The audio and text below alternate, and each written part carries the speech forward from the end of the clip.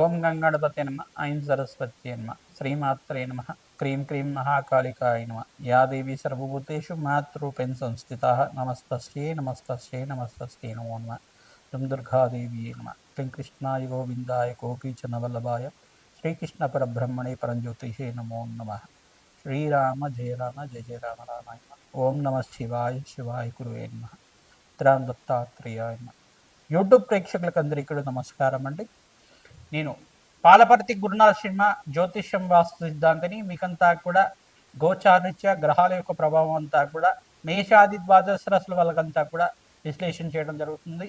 ఈ రోజున మనమంతా కూడా చెప్పే విషయం ఏంటిదంటే, ప్రధానంగా రాహుకేతు ప్రభావం అంతా కూడా కాలసర్ప దోషం అంటే ఏంటి, అసలు కాలసర్ప దోషాన్ని అంతా కూడా ఏ రకంగా విశ్లేషణ చేసుకోవాలి, కాలసర్ప దోషానికంతా కూడా పరిష్కారం ఏ రకంగా ఆచరించాలి, అసలు కాలసర్ప యోగం అంటే ఏంటి, కాలసర్ప దోషం అంటే ఏంటి అంతా కూడా జ్యోతిష్ సిద్ధాంతం ప్రకారంగా మీకు అంతా కూడా విశ్లేషణ చేయడం జరుగుతుంది. ప్రధానంగా కాలసర్ప దోషము కాలసర్ప యోగము అని చెప్పేసి అంటే కనుక, ఈ యొక్క కాలసర్పం అనేది రాహుకేతు ప్రభావం వల్ల, రాహుకేతులంతా కూడా ఛాయాగ్రహాలుగా చెప్పడం జరుగుతుంది. ప్రధానంగా ఛాయాగ్రహాలకి ఈ యొక్క సొంత ఇల్లు అనేది ఉండదన్నమాట. ఏ యొక్క రాశులకంతా కూడా వారికి రాష్ట్రాధిపత్యం లభిస్తూ ఉంటుంది. మిగతా గ్రహాలకన్నిటి కూడా రాహుకేతులంతా కూడా ఛాయాగ్రహాలు కాబట్టి వాటికంతా కూడా సొంత ఇల్లు అనేది ఉండదు. ప్రధానంగా ఏ గ్రహానికైతే కనుక కలియుగతో పాటు ఉంటారు, ఏ రాష్ట్రాధిపతితో పాటు కలియుగతో ఉంటారు, ఏ రాశిలో అంతా కూడా వీరు సంచారం చేస్తుంటారు, లగ్న చక్ర ప్రకారంగా కానీ గోచారిత్య కానీ వాటి ప్రభావం అంతా కూడా ఆ రాష్ట్రాధిపతి ఇచ్చే ఫలితాన్ని ఇస్తూ ఉంటారు. ఛాయ రాహు కేతు గ్రహాలంతా కూడా చూసుకుంటే రాహు గణాలని చెప్పేసి అంటారు. ప్రధానంగా గ్రహాలకి వీళ్ళంతా కూడా ప్రభావం ఏ రకంగా చూపిస్తూ ఉంటారు, అపసవ్య దిశలో సంచారం జరుగుతూ ఉంటుంది వీళ్ళదంతా కూడా. ప్రధానంగా రాహుకేతులంతా కూడా ఛాయాగ్రహాలుగా వీళ్ళ ప్రభావం అంతా కూడా మానవాళి జీవిత విధానంలో అంతా కూడా లగ్న చక్ర ప్రకారంగా వాళ్ళున్న స్థానాన్ని బట్టి అంత ఫలితాలు ఇవ్వడం జరుగుతుంది. ప్రధానంగా వంశాభివృద్ధికి కారణం అంటారు. ప్రధానంగా సర్పదోషం కానీ సర్పశాపం కానీ ఏమైనా జాతకరీత్యా వర్తించి ఉంటే కనుక, రాహుకేతు ఒక స్తంభంలో మిగతా గ్రహాలన్నీ కూడా ఉంటాయి కనుక, రాహుకేతు మధ్యలోనే అన్ని గ్రహాలు మిగతా నవగ్రహాలన్నీ కూడా ఉంటాయి కనుక, వీటికి అంతా కూడా కాలసర్పదోషము, కులింగ కాలసర్పదోషం అని చెప్పేసి, వాసుకి కాలసర్పదోషం, తక్షక కాలసర్పదోషం, కర్కోటక కాలసర్పదోషం అని చెప్పేసి ప్రధానంగా ఈ యొక్క ప్రధానమైన దోషాలంతా కూడా చెప్పడం జరుగుతుంది. నవనాగ ఆధారితం చేయడం వల్ల కాలసర్పదోష నివారణ అవ్వడానికి ఆస్కారం ఉంటుంది. విశేషమైన క్షేత్రం ఏంటంటే కుక్కి పుణ్యక్షేత్రం, కుక్షి అనేది పుణ్యక్షేత్రం అంటారు. ప్రధానంగా మన కర్ణాటక దగ్గర అంతా కూడా ఉంటుంది.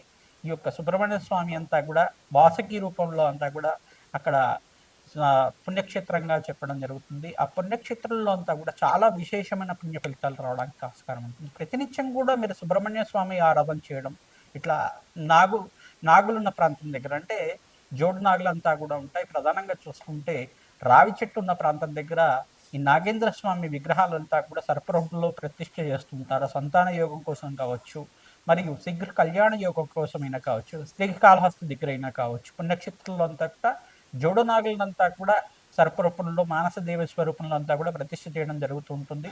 తద్వారా మీరంతా కూడా ఈ యొక్క శీఘ్ర సత్సంతాన యోగం ఫలితం రావడం కానీ, శీఘ్ర కళ్యాణ యోగం సిద్ధం రావడానికైనా కానీ కాలసర్ప యోగం అనేది ప్రధానమైన పాత్ర అనేది పోషిస్తూ ఉంటుంది. ప్రధానంగా 1, 2, 5, 7, 8 ఈ స్థానాల్లో కనుక రాహుకేతు సంచారం అంతా కూడా జరిగితే ఈ యొక్క కాలసర్ప దోషం ఉంది అని చెప్పేసి నేను నిర్ధారణ చేసుకోవాల్సి ఉంటుంది. నవమ స్థానంలో రాహు కానీ కేతు కానీ సంచారం చేస్తే పితృదోషం పితృశాపం అనేది చెప్పడం జరుగుతుంది. ప్రధానంగా కాలసర్ప దోషం అనేది ఈ స్థానాల్లో ఉంటే కనుక, 1వ స్థానం ఉంటే కారకో భావనాశయ, ఇప్పుడు శరీర కారకత్వాలంతా కూడా రోగ కారకత్వాన్ని చెప్తూ ఉంటుంది. ఎప్పుడైనా కానీ లగ్నంలో రాహు సంచారం జరుగుతుంటే కనుక శరీరాన్ని అనారోగ్య భావాలంతా కూడా ప్రధానంగా చెప్పడం జరుగుతుంది. అనారోగ్య ప్రభావం అనేది ఉంటుంది. ప్రధానంగా గృహ రోగాలు అనేది రావడం కానీ, ప్రధానంగా ఈ యొక్క ఉబ్బరం కానీ, ప్రధానంగా లంగ్స్ ఇన్ఫెక్షన్ రావడం కానీ, ఆస్తమా లాంటిది ఉండడం కానీ, బ్రీతింగ్ ప్రాబ్లమ్స్ ఉండడం కానీ, ప్రధానంగా చూసుకుంటే వీళ్ళకంతా కూడా ఈ యొక్క ఆర్టిజంతో బాధపడటం కానీ జరుగుతూ ఉంటుంది. ఈ యొక్క స్థానాల్లో ఉంటే కనుక రాహుకేతు సంచారం జరుగుతుంటే, చంద్రుడు రాహు కలిగితూ ఉంటే కొంచెం హార్ట్ ప్రాబ్లమ్స్ అనేది ఉండడం కానీ జరుగుతూ ఉంటుంది. ఇట్లాంటి ప్రాబ్లమ్స్ అనేది జరుగుతూ ఉంటాయి. ప్రధానంగా రాహుకేతులంతా కూడా గోచారీత్యా వీళ్ళ ప్రభావం చాలా ఎక్కువగా ఉంటుంది. ఎక్కువ సంవత్సరాలంతా కూడా వీళ్ళ ఆహ్, దశ అంతా కూడా నడుస్తుంది కాబట్టి, తద్వారా మానవాళికి మేషాది ద్వాదశ వాళ్ళకంతా కూడా ప్రభావం ఎక్కువగా ఉంటుందన్నమాట. విదేశీయాన యోగం సిద్ధించాలన్నా, ప్రధానంగా స్థిర ఐశ్వర్యం రావాలన్నా, ఆకస్మికగా ధనయోగం, ధన ప్రాప్తిలవ్వాలన్నా రాహుకేతు ప్రభావం అంతా కూడా ముఖ్య పాత్ర పోషిస్తా ఉంటుందన్నమాట. ప్రధానంగా అమ్మవారి ఆరాధన, దుర్గాదేవి ఆరాధన చేసుకోవడం, మానసాదేవి ఆరాధన చేసుకోవడం, మానసాదేవి చరిత్రనంతా కూడా ప్రతినిత్యం కూడా మీరు ప్రవచనంలాగా వింటూ ఉండడం వల్ల శ్రేష్టమైన ఫలితాలు పొందడానికి ఆస్కారం ఉంటుంది.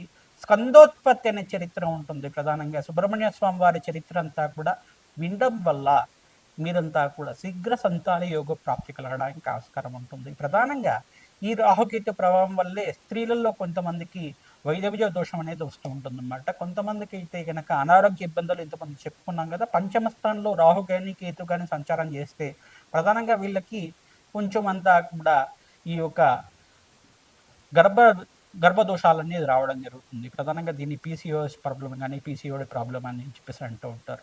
దీని దోషాలంతా కూడా రాహుకేతు ప్రభావం వల్ల పంచమాధిపతి బలహీనంగా ఉండి పంచమ స్థానంలో రాహుతో పాటు కానీ కేతుతో పాటు కానీ కుజుడు కానీ చంద్రుడు కానీ శుక్రుడు కానీ కలుగుతూ ఉంటాయి. పంచమ స్థానం సంతాన స్థానం అని చెప్పేసి అంటారు. ద్వితీయ స్థానం కుటుంబ స్థానం అంటారు.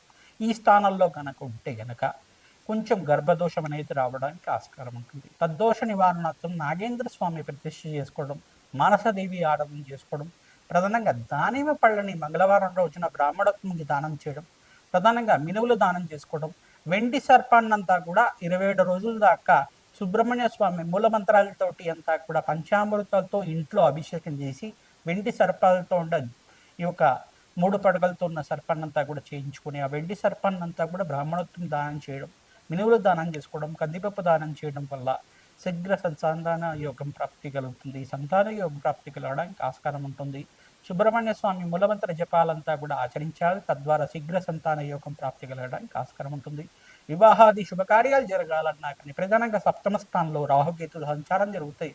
ప్రధానంగా ఆలస్య వివాహాలు జరగడం కానీ, వివాహంలో ఆటంకం జరగడం కానీ సంచారం జరుగుతూ ఉంటుంది. లగ్నాధిపతి ఏ స్థానాల్లో ఉన్నారో అది కూడా చూసుకోవాల్సి ఉంటుంది. ప్రధానంగా శుభగ్రహాల యొక్క వీక్షణ అంతా కూడా చూసుకోవాల్సి ఉంటుంది. శుభగ్రహాల యొక్క వీక్షణ లేకుండా ఉంటే కనుక రాహుకేతు ప్రభావం అంతా కూడా ప్రబలంగా ఉంటుంది. తద్వారా ప్రతి విషయంలో కానీ ఆటంకాలు జరుగుతుండడం, వాయిదా పడుతుండడం కానీ, అనుకున్న పనులంతా కూడా సమయానికి జరగకపోవడం కానీ జరుగుతూ ఉంటాయి. తద్వారా ప్రతినిత్యం కూడా అమ్మవారి ఆరాధన చేసుకోవడం వల్ల సర్పసూక్త పారాయణం చేయించడం, మానసదేవి మూలమంత్రాన్నంతా కూడా జపాలు ఈ యొక్క తర్పణాలంతా కూడా ఆచరించడం గల ప్రధానంగా సర్పమండలం అంతా కూడా వేసి దానికంతా కూడా నవరాగ బలి అంతా కూడా ఆచరించడం వల్ల మీకంతా కూడా శీఘ్ర సంతాన యోగ ప్రాప్తి, శీఘ్ర వివాహ యోగ ప్రాప్తి, వివాహమాది శుభకార్యాలు కలగానున్న సర్పదోషము సర్పశాపం ఉందనేది మీ జాతకరీత్యా ఏ స్థానంలో ఉంది, ఏ యొక్క దశల్లో ఉంది సర్పశాపం అంతా కూడా విశ్లేషణ చేయడం జరుగుతుంది. తద్వారా మీకంతా కూడా ఈ యొక్క సర్పదోష నివారణార్థం, రాహుకేతు దోష నివారణార్థం అంతా కూడా ఈ స్థానాల్లో ఉంటే కనుక కాలసర్ప దోషాలు, ఈ యొక్క ప్రధానమైన దోషాలు అని చెప్పడం, పద్మకాల సర్పదోషము, కులింగ కాలసర్ప దోషం, అనంత తైష కాలసర్ప దోషాలు అని చెప్పేసి ప్రధానమైన దోషాలంతా కూడా ఉంటాయి. ఆ దోష నివారణార్థం అంతా కూడా విశ్లేషణ చేయించుకొని, జ్యోతిష్ సిద్ధాంతాలతో విశ్లేషణ చేయించుకొని, జాతకరీత్యున్న పరిహారం అంతా కూడా ఆచరించడం వల్ల శీఘ్రమైన సత్సంతాన యోగం కలగడానికి కానీ, ఎవరైతే వివాహాది శుభకార్యాల కోసం ప్రయత్నం చేసుకుంటున్నారో వాళ్ళకంతా కూడా శీఘ్రంగా అతి శీఘ్రంగా కళ్యాణి యోగ ప్రాప్తి కలగడానికి కానీ ఆస్కారం ఉంటుంది. సుబ్రహ్మణ్య స్వామి కళ్యాణం ఆచరించడం వల్ల శ్రేష్టమైన ఫలితాలు పొందుతారు. మానసదేవి ఆరాధన చేయడం వల్ల శ్రేష్టమైన ఫలితాలు పొందడానికి ఆస్కారం ఉంటుంది.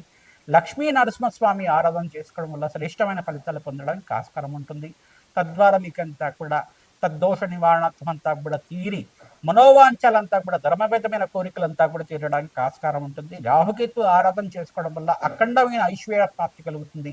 కోటీశ్వరి యోగం సిద్ధించడానికి ఆస్కారం ఉంటుంది. ధన ధాన్యాది సమృద్ధి కలగాలన్నా, మీకు స్థిరత్వమైన ఐశ్వర్యం సిద్ధించాలన్నా, స్థిరాస్తి కలగాలన్నా రాహుకేతు ప్రభావం అంతా కూడా మానవాళి మీద చాలా బాగా ఉంటుంది. కావున ఈ ప్రభావం అంతా కూడా దోష నివారణార్థం జన్మజాతకం ప్రధానంగా ఉంటుంది. కావున జాతకరీత్యా ఉన్న దోషాలకంతా కూడా పరిష్కారం ఆచరించండి. శ్రీమాత్రే నమః. వృశ్చిక రాశి జాతకులకి జాతకం తెలిసి ఉంటే కనుక జాతకం చూసుకోండి, లగ్నం తెలిసి ఉంటే కనుక లగ్నం తెలుసుకోండి. ప్రధానంగా జాతకరీత్యా ఉన్న దోషాలకే పరిహారం చేసుకోవడానికి ప్రయత్నం చేసుకోండి. రాహుకేతు ప్రభావం అంతా కూడా మానవాళి మీద ఉంటుంది. జాతకరీత్యా ఈ స్థానాల్లో కనుక రాహుకేతు సంచారం జరిగి ఉంటే కనుక, రాహుకేతు ప్రభావం అంతా కూడా జాతకరీత్యా ఉంటే కనుక ఈ దోషకారిగా ఉండడానికి ఆస్కారం ఉంటుంది. కాలసర్ప దోషంలో భుజంగ కాలసర్ప దోషం కానీ, పద్మకాల సర్ప దోషం కానీ, అనంతశేష కాలసర్ప దోషం కానీ, కర్కోటక నామ కాలసర్ప దోషం కానీ, ఈ యొక్క కాలసర్ప దోషంలో వివిధ కాలసర్ప దోషాలు 12 రకాల కాలసర్ప దోషాలు, ప్రజ దోషాలు అనేది ఉంటాయి. ప్రధానంగా ఉపదోషాల్లో విధానంగా అంతా కూడా చెప్పడం జరుగుతుంది. రాహుకేతు ప్రభావం అంతా కూడా జీవితంలో సంతానం మీద, సంతానం అభివృద్ధి మీద, వంశాభివృద్ధి మీద, జీవితంలో ఆర్థిక అభివృద్ధి మీద ఉంటుంది. కావున ఈ దోష నివారణం చేసుకుంటే అనుకున్న సమయంలో కీర్తి ప్రతిష్టలు పెరుగుతాయి. మీకు రావాల్సిన గౌరవం తగ్గుతుంది, మీకు రావాల్సిన ప్రమోషన్ తగ్గుతుంది. విదేశంలో స్థిరత్వం రావాలంటే ఈ గ్రహాల యొక్క ప్రభావం అంతా కూడా ఎక్కువగా ఉంటుందన్నమాట. ప్రధానంగా వృశ్చిక రాశి జాతకులంతా కూడా చూసుకుంటే సుబ్రహ్మణ్య స్వామి వారి కళ్యాణం చేయించడం, శివపార్వతుల కళ్యాణం చేయించడం, రాహుకేతు దోష నివారణార్థం నాగేంద్ర స్వామి ప్రతిష్టను ఆచరించుకోవడం వల్ల శ్రేష్టమైన ఫలితాలు పొందుతారు. కుక్కి పుణ్యక్షేత్రంలో సర్ప సంస్కార పూజ ఆచరిస్తూ ఉండాలి. తద్వారా శీఘ్రంగా సత్సంతాన యోగము, వంశాభివృద్ధి కలగడానికి ఆస్కారం ఉంటుంది. ఆలస్య కళ్యాణానికి కూడా ఇవే కారణంగా చెప్పడం జరుగుతుంది. రాహుకేతు దోషాలే కారణంగా చెప్తుంది, కాలసర్ప దోషమే కారణంగా చెప్తుంది. ప్రధానంగా సర్పశాపం ఉందా, రాహుకేతు మధ్యలోనే ఎన్ని గ్రహాలు ఉన్నాయా, 5 గ్రహాలు ఉన్నాయా, 7 గ్రహాలు ఉన్నాయా, ఎన్ని గ్రహాలంతా కూడా స్తంభంలో ఉన్నాయి రాహుకేతు సంచారంలో అంతా కూడా జాతక రీత్యా ఏ యొక్క స్థానాల్లో ఉన్నాయి అనేది మీరు విశ్లేషణ చేసుకుని పరిహారం చేసుకోవడం వల్ల శీఘ్ర ఫలితాలు పొందుతారు. సర్ప సంస్కారం చేయడం, నాగేంద్ర బలి ఆచరించడం, ప్రధానంగా నక్షత్ర బలి, నాగబలి అంతా కూడా అంటారు. సర్పదోష నివారణం అంతా కూడా ఈ యొక్క సర్ప సూక్త పారాయణం చేయించడం, మానసదేవి చరిత్రను పారాయణం చేసుకోవడం, స్కందోత్పత్తి అనే చరిత్రను పారాయణం చేసుకోవడం. ఓం శరవణ భవాయ నమ, ఓం శరవణ భవాయ నమ, ఓం శరవణ భవాయ నమ, ఓం శరవణ భవాయ నమ ఈ నామాన్ని అంతా కూడా జపాలు దానాలు చేసుకోవడం వల్ల మీకంతా కూడా అష్టేశ్వర ప్రాప్తి కలుగుతుంది. ఎవరైతే కాలసర్పదోష నివారణార్థం ఈ పరిహారాలు చేస్తుంటారో జాతకరీత్యా ఉన్న దోషానికి పరిహారం ఖచ్చితంగా చేసుకోవాలి. తద్వారా మీకంతా కూడా కార్యసిద్ధి, కార్యజయం కలగడానికి ఆస్కారం ఉంటుంది. ప్రతినిత్యం కూడా దత్తాత్రేయ ఆరాధన చేసుకోవడం వల్ల శ్రేష్టమైన ఫలితాలు పొందుతారు. జాతకరీత్యా దోషానికంతా కూడా వెండి సర్పాన్నంతా కూడా బ్రాహ్మణత్వం దానం చేయడం, నాగేంద్ర ప్రతిష్టను ఆచరించుకోవడం, మానసదేవి చరిత్రనంతా కూడా పారాయణ చేసుకోవడం వల్ల సంతానం ఆలస్యం అవుతున్న వాళ్ళకి శీఘ్ర సంతాన యోగ ప్రాప్తి కలుగుతుంది. దత్తాత్రేయ అనుగ్రహం వల్ల మీకంతా కూడా శీఘ్ర కళ్యాణం కలుస్తున్న వాళ్ళకి శీఘ్రమే కళ్యాణ యోగం ప్రాప్తి కలగడానికి ఆస్కారం ఉంటుంది. వంశాభివృద్ధి కలుగుతుంది. అష్టేశ్వరి యోగం రాజప్రాప్తి కలగడానికి ఆస్కారం ఉంటుంది. శ్రీమాత్రి